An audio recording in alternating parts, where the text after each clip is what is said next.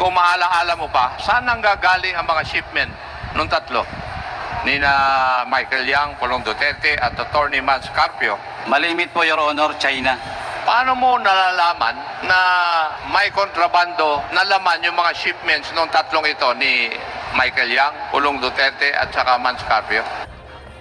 Sa recollection mo, gaano karaming shipments? So ilang beses po sila na nakapagpapasok ng shipments? Sa Port of Manila po, 700 more or less. So ibig sabihin kung 700 shipments in that span of period, at 50% may laman, 350 shipments may laman na illegal na droga? Yes, Your Honor. Chabu. Paano mo naman nasabi kay Michael Yang, kay Congressman Pulong Duterte, at kay Attorney Mans Carpio? Parang sinasabi na idamay mo si Senator Sani Trillanes. Ikumpara mo yung mga nakaraang administrasyon hanggang dumating ang last administration, may nagbago ba sa laban kontra droga or wala?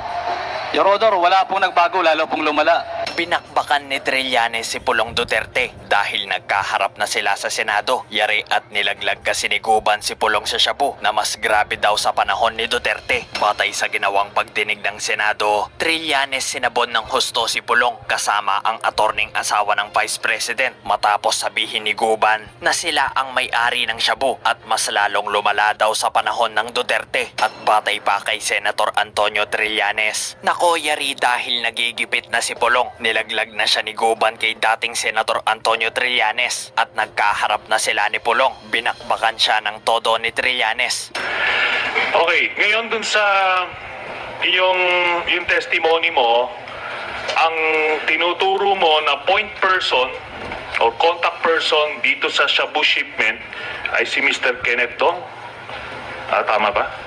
Yung container pong yun, pero Your Honor, kailangan ko pa rin sabihin na kailangan muna ipatunayan na doon nga sa container na yun nanggaling yung... Okay, naintindihan ko yun.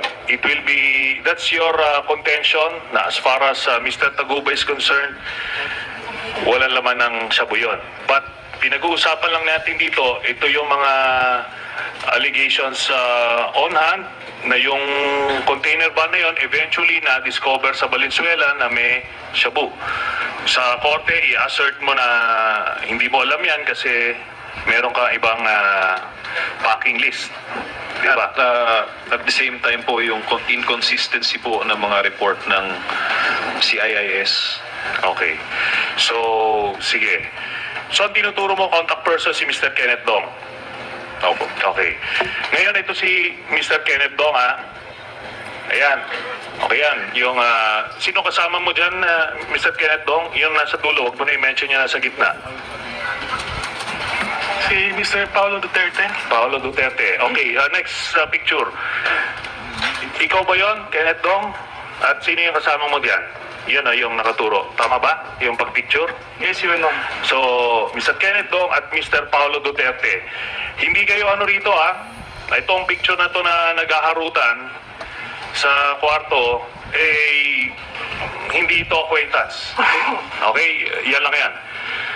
Next, si Mr. Taguba, minention mo doon sa text message mo na nung nagka-problema ka, ay pumunta, nag-ano ka ng ito pa pala. Si Kenneth Dong at si Mr. Baste Duterte. Hindi ko na lang i-include muna si Mr. Baste kasi wala namang lumabas so far. Ngayon, dito pero just to prove na ikaw ay family friend. Okay? Ngayon, ikaw, Mr. Taguba, you pointed to Mr. Small Abellera as part of the Davao Group na nung nagkakaproblema ka sa shipment, ni-refer ka ni Jojo Bakut kay Tita Nani, tapos si Tita Nani pinakilala yung grupo, si Jack, tapos eventually si Small. Tama ba yung sinasabi ko? Yes, Your Honor. Okay, yes. So ito si Small. Si Small Abellera, wala na siya ngayon dito, and si Mr. Paulo Duterte. Next picture. So talagang ito, hindi ito basta-basta acquaintance lang kasi city councilor ito ng Davao at vice mayor naman si Paulo Duterte. Next picture. So okay, next picture. So yan. Okay, yan si Small Abellera. Ngayon, punta tayo, sinasabi mo ang shipper nung container van is sino? Shipper si... Richard, sino? Yung logistics provider, sino yan? Si yung ano po, Hongfei. Pero ang Hongfei. ang nakalagay po sa dokumento ata. Pero Hongfei eventually yan. Di Yes ba? po, Hongfei po. Si Richard Tan, Richard Chen, Richard Tan. Okay? O ito si Richard Tan, Richard Chen. Ikaw ba yan na nasa Malacanang? Richard